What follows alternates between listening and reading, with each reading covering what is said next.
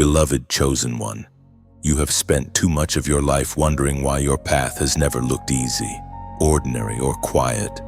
You have watched doors close without warning, people turn cold without reason, and battles rise around you before you even understood what you were carrying. But now you are beginning to see the truth. None of it happened because you were forgotten. None of it happened because heaven lost your address. It happened because there has always been a mark on your life, and that mark did not come from this world. Before people misread you, before enemies studied you, before fear tried to name you, God had already placed something undeniable on your spirit. You were marked with purpose, marked with separation, marked with a calling that could not be erased by rejection, delay, or opposition. This is why your life has felt different from the very beginning. You could never fully blend in, even when you tried. You could never become comfortable in places that drained your soul. You could never silence that inner stirring telling you that you were made for more than survival. The mark of God on your life has been speaking long before your mind had language for it. What others called intensity was discernment. What others called isolation was consecration. What others called weakness was the hidden training ground where heaven was building endurance in you. You were never random. You were never an accident. You were never just another face in the crowd. You were set apart, and deep down, your spirit has always known it. The Word of God comes alive in the book of Jeremiah, chapter 1, verse 5.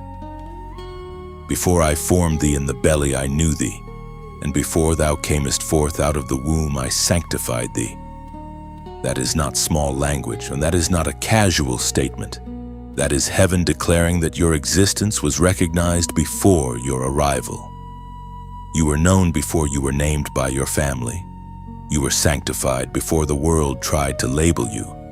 You were seen before anyone applauded you.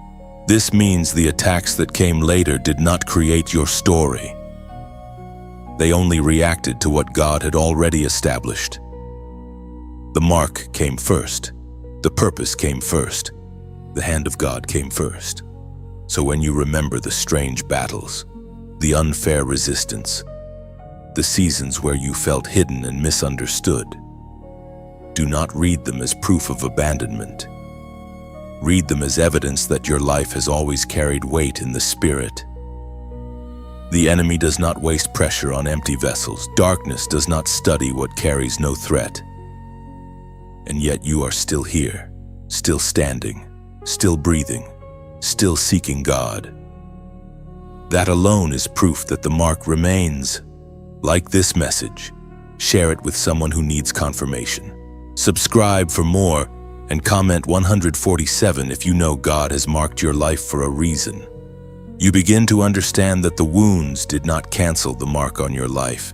They revealed it. What tried to break you became the very place where heaven exposed what had been hidden inside you all along. The rejection hurt. Yes. The betrayal cut deep.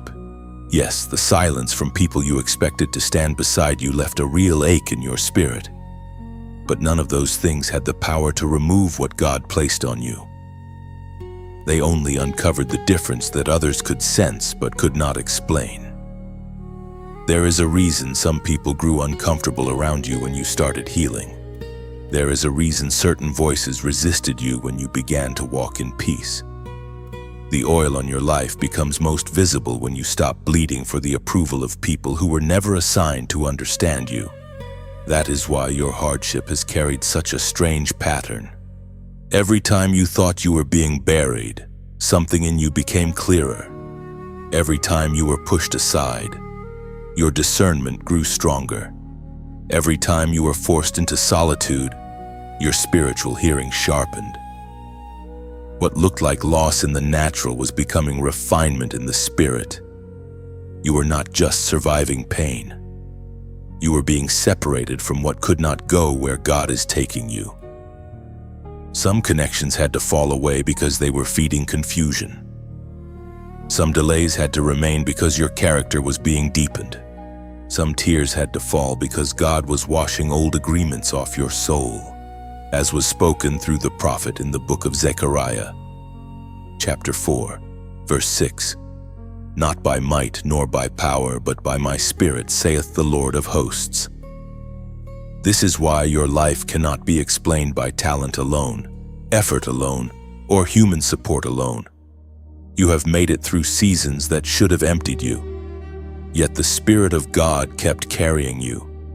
You kept rising with a wisdom you did not learn from applause. You kept moving with a strength that did not come from comfort. The mark on your life is spiritual, and that is why worldly measures have never been enough to define you. So do not despise the scars.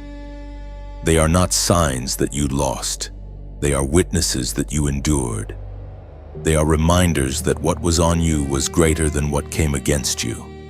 And if this message is feeding your spirit and helping you stand stronger in your calling, your support keeps this word moving forward to reach other hearts that are waiting for confirmation. Sow only as you are led, but never underestimate what one act of obedience can carry when God breathes on it. There comes a moment in your journey when the battle is no longer about what happened to you, but about what you are about to do next.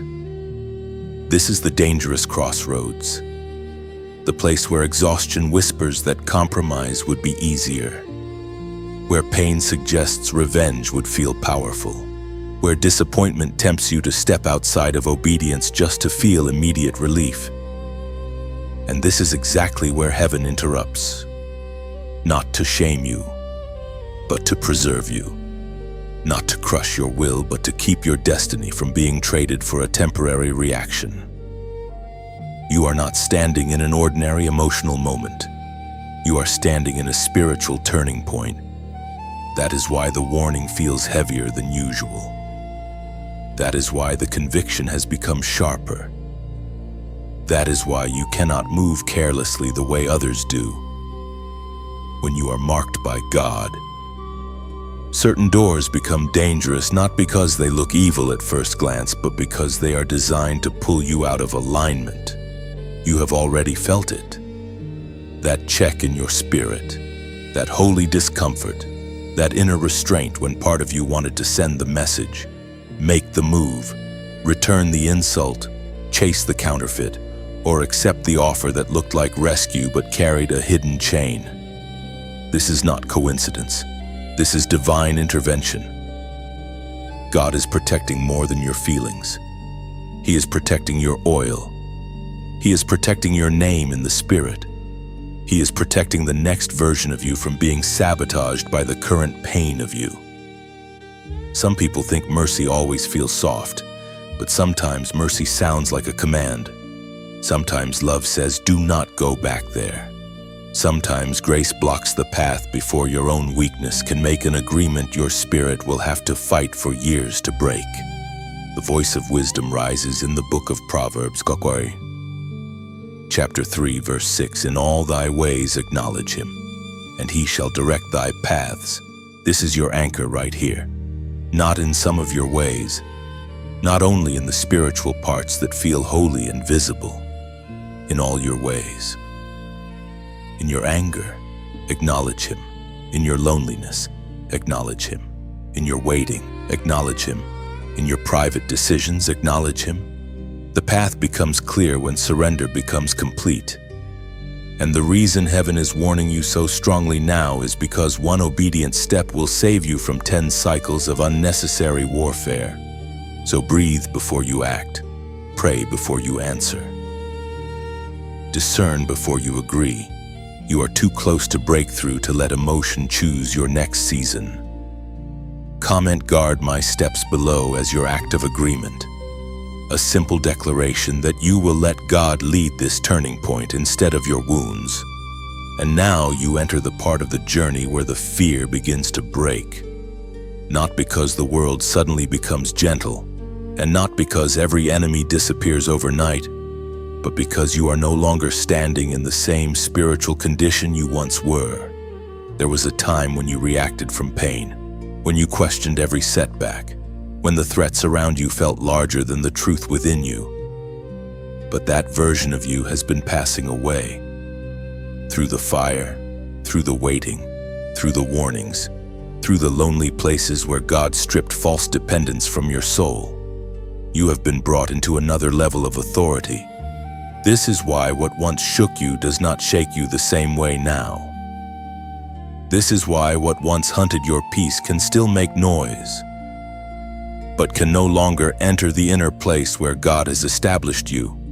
You are learning that spiritual protection is not always loud. Sometimes it looks like clarity. Sometimes it looks like restraint. Sometimes it looks like the sudden loss of appetite for what used to trap you. Sometimes it looks like a holy boldness rising in you without performance, without striving, without explanation. You do not need to announce your authority for it to be real. You do not need to prove your covering to people who live by sight alone. When God marks a life, He does not merely comfort that person. He fortifies them. He teaches their hands to war and their spirit to stand. He trains their discernment until manipulation becomes obvious, until counterfeit affection becomes visible, until intimidation loses its grip. That is where you are now. More discerning, more anchored, more dangerous to darkness than you were before. The ancient promise still stands in the book of Psalm, chapter 91, verse 7. 1,000 shall fall at thy side, and 10,000 at thy right hand, but it shall not come nigh thee. Receive the force of that truth. It shall not come nigh thee. The attack may exist, but it will not own you. The plot may form, but it will not finish you. The pressure may rise, but it will not define your ending. This is what happens when heaven draws a boundary around a chosen life. There are battles you witness that will not be permitted to consume you. There are patterns that touched your family line but will stop at you. There are forces that once circled your mind, your confidence, your future. But now they meet resistance because the hand of God has become undeniable over your life. So you do not move forward as prey anymore. You move forward as one who has been preserved. You do not wake up each day wondering whether darkness will decide your story. You wake knowing that God has already spoken, and when God marks you, what once reached for you loses its former access. They can watch from a distance. They can speak from a distance. They can remember the version of you that was easier to trouble, but they cannot touch you the same way anymore. And this is where everything that has been forming in secret begins to stand in the open. You are no longer merely the one who survived the attack, escaped the trap, or endured the wilderness. You are becoming the one who carries visible evidence of consecration. There is a difference now in the way you see, in the way you speak, in the way you enter a room, in the way your spirit responds to confusion. You have been separated for a reason, not isolated for destruction, but consecrated for assignment. What once felt like painful distance was often God removing you from voices that would have diluted your obedience. What once felt like delay was often heaven preparing your shoulders to carry the weight of the next season. You could not step into this crowned place with the old appetite, the old agreements, or the old need to be validated by people who never recognized what was on your life. Now the mark has matured into presence. People may not have language for it, but they can feel it. Some will call it peace. Some will call it gravity. Some will call it mystery. But what they are sensing is the result of a life touched, corrected, preserved, and filled by God. You do not have to chase significance when heaven has already assigned it. You do not have to force honor when God Himself is teaching you how to stand. The more you surrender, the less you need to announce yourself because the fruit begins to speak. Atmospheres shift around a consecrated life. Disorder becomes uncomfortable around a person who has learned obedience. Hidden things begin to surface. Counterfeit things begin to tremble. Not because you are exalting yourself, but because the presence of God carried rightly has weight. The word of victory rises in the first letter of Peter, chapter 2, verse 9. But ye are a chosen generation, a royal priesthood, an holy nation, a peculiar people. There is your confirmation.